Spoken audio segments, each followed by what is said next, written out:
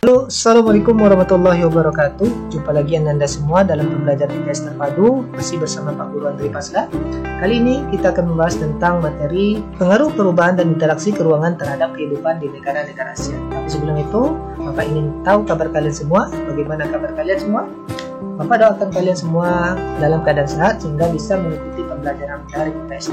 Baik, adapun tujuan pembelajaran kita adalah diharapkan setelah mempelajari materi ini, peserta didik diharapkan mampu menelaah pengaruh perubahan dan interaksi keruangan terhadap kehidupan di negara-negara ASEAN.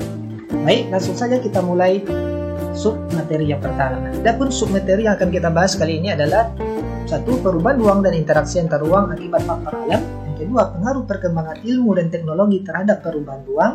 Yang ketiga, pengaruh perubahan ruang terhadap kehidupan ekonomi. Yang keempat, pengaruh konversi lahan pertanian menjadi lahan industri dan pemukiman. Baik, kita langsung masuk saja ke submateri yang pertama, yaitu perubahan ruang dan interaksi antar ruang akibat faktor alam. Kondisi alam dan sosial negara-negara ASEAN yang hampir sama atau homogen dan saling membutuhkan memudahkan interaksi antar negara-negara sesama ASEAN. Banyak faktor yang menimbulkan berbagai bentuk interaksi antar negara sesama ASEAN. Antara lain, ada faktor iklim, ada faktor geologi, dan faktor ketersediaan sumber daya alam. Baik, yang pertama akan kita bahas adalah faktor iklim. Sebagaimana yang kalian ketahui bahwa negara-negara ASEAN atau negara-negara yang berada di kawasan Asia Tenggara memiliki iklim tropis. Ya. Sebagaimana peta yang kalian lihat ini, Indonesia, Malaysia, Singapura, Thailand, Vietnam, Filipina, dan lainnya ini memiliki iklim tropis. Hanya satu dari negara ASEAN yang memiliki iklim tropis dan iklim subtropis. Jadi, negara-negara ASEAN ini terkadang mengalami perubahan iklim yang tidak terprediksi. Sebagai akibat adanya perubahan pola penggunaan lahan dan perilaku yang menimbulkan adanya pemanasan global. Perubahan iklim ini memicu terjadinya bencana alam klimatik atau bencana alam yang disebabkan kerusakan faktor-faktor iklim. Jadi, dalam upaya menanggulangi bencana di kawasan Asia Tenggara, ASEAN melakukan kerjasama antar negara-negara anggotanya. Salah satu contoh kerjasama ASEAN dalam menanggulangi bencana klimatik adalah ketika terjadi kebakaran hutan yang hebat di Sumatera pada tahun 2015. Malaysia dan Singapura atas nama ASEAN memberikan bantuan peminjaman pesawat pemadam kebakaran. Di antara contoh yang lain, interaksi dalam menghadapi faktor iklim. Yang kedua adalah sewaktu Filipina mengalami bencana badai Haiyan yang terjadi pada tahun 2014, dan ada juga sewaktu Myanmar mengalami peristiwa badai siklon Nargis di daerah Myanmar. Peristiwa bencana alam ini semakin sering terjadi di kawasan ASEAN yang membuat adanya kebutuhan untuk selalu memperkuat ASEAN ERAT atau ASEAN Emergency Response and Assessment Team agar dapat semakin cepat dalam menangani bencana maupun dalam memberikan bantuan kepada negara anggota ASEAN ERAT yang sedang terkena bencana. Inilah salah satu bentuk interaksi akibat faktor iklim di antara sesama negara ASEAN. Baik, selanjutnya perubahan ruang dan interaksi antar ruang akibat faktor alam yang kedua adalah faktor geologi. Sebagaimana peta yang kalian lihat ini, dapat kita lihat bahwa sesungguhnya Asia Tenggara terletak pada pertemuan lempeng-lempeng geologi dengan aktivitas kegempaan dan gunung berapi yang sangat tinggi. Asia Tenggara ini memang sangatlah dinamik, karena di sana bertemu dua lempeng, yang mana lempeng Indo-Australia dan lempeng Eurasia saling bertemu, ditambah lagi dengan lempeng Filipina yang lebih kecil. Saat lempeng-lempeng ini mengalami pergeseran di kerak bumi, akan terjadi gempa di permukaan bumi. Selain itu, wilayah Asia Tenggara atau ASEAN juga dilewati oleh gugusan gunung-gunung aktif di dunia, sehingga di Asia Tenggara atau ASEAN banyak gunung api yang masih aktif yang dikenal sebagai kawasan cincin api. Setidaknya 4 dari 10 negara ASEAN atau Asia Tenggara, yaitu Indonesia, Malaysia, Thailand, Filipina pernah mengalami kejadian gempa yang merenggut korban jiwa yang sangat banyak. Sebagian besar korban diakibatkan oleh gempa bumi yang disebabkan oleh gunung berapi maupun yang diakibatkan oleh tsunami yang terjadi setelah gempa berlangsung. Adapun korban tsunami yang menggemparkan dunia di wilayah negara Indonesia, tepatnya di Provinsi Aceh, yang mana kejadian bencana alam ini negara-negara ASEAN sebagai organisasi ataupun negara-negara tetangga melalui koordinasi bantuan kemanusiaan memberikan bantuan berupa kebutuhan bahan pokok, fasilitas kesehatan maupun donasi untuk perbaikan lingkungan dalam masa pemulihan. Inilah bentuk interaksi negara-negara ASEAN dari faktor geologi. Selanjutnya, perubahan ruang dan interaksi antar ruang akibat faktor alam yang ketiga adalah faktor ketersediaan sumber daya alam.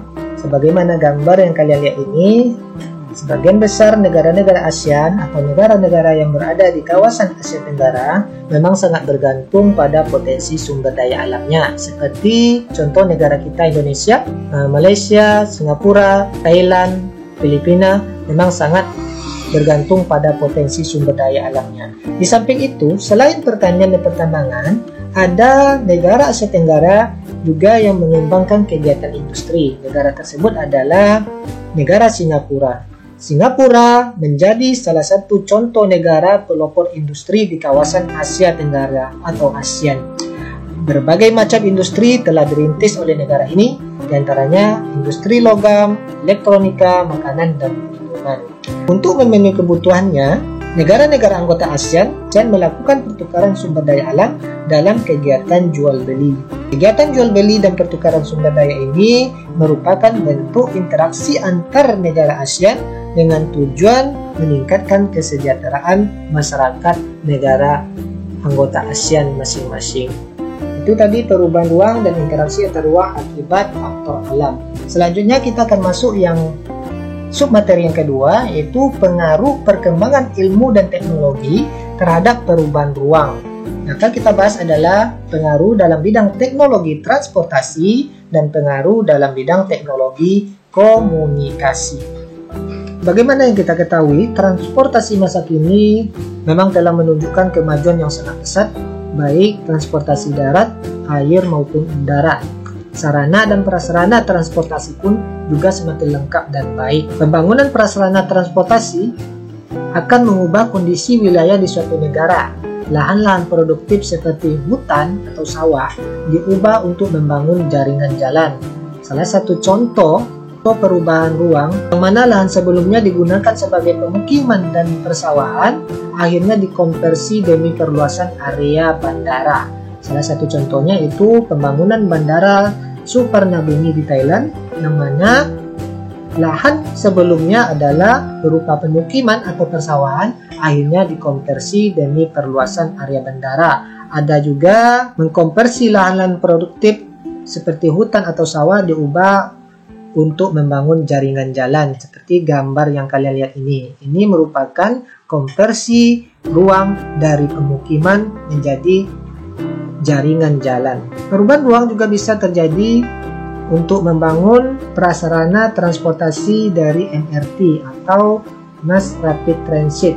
Transportasi ini memang menjangkau hampir seluruh wilayah, tapi dampaknya adalah akan mengubah sistem ruang, yang mana pada awalnya ruang ini dipergunakan untuk pemukiman atau persawahan, dirubah menjadi jalur untuk MRT. Ini merupakan contoh atau gambar perubahan ruang, yang mana ruang awalnya adalah merupakan hutan, sawah, atau pemukiman berubah menjadi ruang jalan atau bandara maupun rel kereta api. Itu dampak yang pertama dari perubahan ruang dari segi teknologi transportasi. Selanjutnya, pengaruh perkembangan ilmu dan teknologi terhadap perubahan ruang yang kedua adalah teknologi komunikasi. Teknologi komunikasi dimanfaatkan untuk bertukar informasi. Teknologi komunikasi saat ini berkembang maju pesat. Dahulu pada abad ke-17 dan ke-18 mungkin nenek moyang kita masih menggunakan pos atau surat menyurat secara fisik, namun pada abad ke-20 ini kita sudah dapat menikmati komunikasi yang dipengaruhi oleh teknologi. Pada awal abad 20 muncul alat komunikasi seperti telepon atau telepon rumah, radio, faksmil, dan beberapa alat komunikasi lainnya.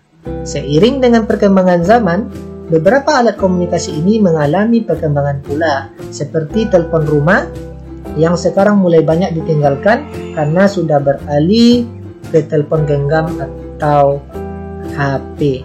Dengan diiringi perkembangan teknologi informasi, teknologi komunikasi pun berkembang secara pesat. Muncul istilah seperti teknologi komunikasi cyber yang memungkinkan kita dapat menggunakan teknologi komunikasi baru. Contohnya, teknologi komunikasi yang menggunakan teknologi cyber atau internet dalam mengirim email, chatting, atau video call.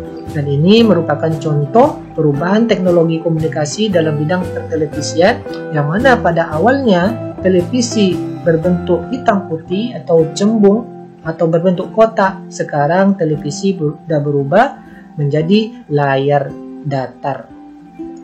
Sekarang kita masuk ke submateri yang ketiga, yaitu pengaruh perubahan uang terhadap kehidupan ekonomi di negara ASEAN. Di kawasan Asia Tenggara mulai diterapkan yang namanya AFTA. AFTA itu adalah ASEAN Free Trade Area. AFTA atau Kawasan Perdagangan Bebas adalah suatu bentuk kerjasama antara negara-negara anggota ASEAN untuk membentuk kawasan perdagangan bebas. Proses menuju ASEAN Free Trade Area ini dilakukan melalui Common Effective Preferential Tariff, yaitu penurunan tarif beberapa komoditas tertentu secara bersamaan hingga mencapai tingkat 0,5%. AFTA telah memberikan kemudahan kepada negara-negara anggota ASEAN untuk memasarkan produk-produk mereka di pasar ASEAN. Dan selain itu, AFTA juga dapat meningkatkan volume perdagangan antar negara ASEAN secara signifikan. Saat ini AFTA sudah hampir seluruhnya diimplementasikan. Dalam perjanjian perdagangan bebas tersebut, tarif impor antar negara ASEAN secara berangsur-angsur telah dikurangi. Saat ini, tarif impor lebih dari 99% dari barang-barang yang termasuk dalam Common Effective Preferential Tariff atau CEF di negara ASEAN telah diturunkan menjadi 5 hingga 0%. Sesuai dengan teori yang dibahas di AFTA, AFTA telah dapat meningkatkan volume perdagangan antara negara sesama anggota ASEAN. Submateri yang keempat adalah pengaruh konversi lahan pertanian ke industri dan pemukiman. Bagaimana gambar yang kalian lihat ini? Konversi lahan pertanian menjadi lahan industri banyak terjadi di negara-negara sedang berkembang seperti Indonesia, Malaysia, Thailand, dan lain-lain. Seperti negara-negara anggota ASEAN lainnya, konversi lahan pertanian ini menjadi lahan industri banyak terjadi di pinggir kota. Konversi lahan terjadi karena semakin berkembangnya suatu negara menjadi negara industri. Pada gambar yang kalian lihat ini, kita lihat bahwa lahan sebenarnya ini adalah lahan persawahan diubah menjadi lahan industri. Di samping mengubah lahan persawahan menjadi lahan industri, ada juga banyak konversi lahan yang diubah menjadi lahan pemukiman. Adanya pertumbuhan jumlah penduduk mengakibatkan kebutuhan-kebutuhan dasar termasuk tempat tinggal semakin meningkat. Ketika lahan di daerah pemukiman sudah tidak lagi mencukupi kebutuhan yang diminta, maka konversi lahan pertanian menjadi pemukiman sebagai salah satu solusi permasalahan tersebut. Konversi lahan pertanian menjadi pemukiman maraklah dilakukan di negara-negara ASEAN. Ini merupakan gambar yang mana lahannya merupakan lahan pertanian diubah menjadi lahan pemukiman. Adapun tugas daring kalian adalah yang pertama, jelaskan yang dimaksud dengan perubahan iklim. Yang kedua, jelaskan bagaimana proses terjadinya bencana klimatik di negara-negara kawasan Asia Tenggara seperti badai Topan Haiyan di Filipina dan Topan Nargis di Myanmar dan kebakaran di Sumatera. Yang ketiga, sebutkan contoh bentuk kerjasama dalam upaya menanggulangi bencana-bencana klimatik yang pernah terjadi di kawasan ASEAN. Baik, Demikian tadi pembahasan kita tentang perubahan ruang dan interaksi antar ruang akibat faktor alam, pengaruh perkembangan ilmu dan teknologi terhadap perubahan ruang, pengaruh perubahan ruang terhadap kehidupan ekonomi, dan pengaruh konversi lahan pertanian menjadi lahan industri dan pemukiman.